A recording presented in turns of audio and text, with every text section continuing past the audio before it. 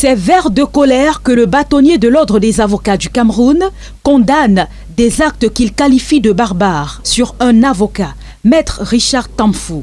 Tout le monde est choqué qu'un avocat interpellé en cours d'exercice juste parce qu'il veut accompagner son client. Le fait même c'est quoi? Le client de Tamfou reçoit une convocation de gendarmes. Il incite que le client les accompagne. Ce n'est pas un mandat, ce n'est qu'une convocation. Vous ne pouvez pas insister que le client vous accompagne. Dans tout le cas, allez, je veux l'amener.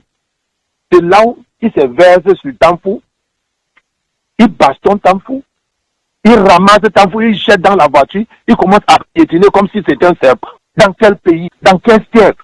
Chaque jour, on vit des molestations de gendarmes dans des unités en plein chaussée de rue et tout ça. Mais il faut qu'on arrête ça.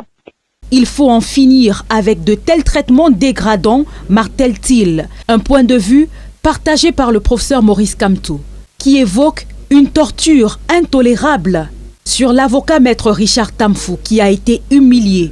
Le MRC condamne fermement cet acte choquant de cruauté. Le MRC, dont des centaines de militants et sympathisants sont victimes de tortures graves depuis l'élection présidentielle de 2018, exige que les gendarmes auteurs de ces actes de barbarie insoutenables contre Maître Richard Tamfou soient sévèrement punis.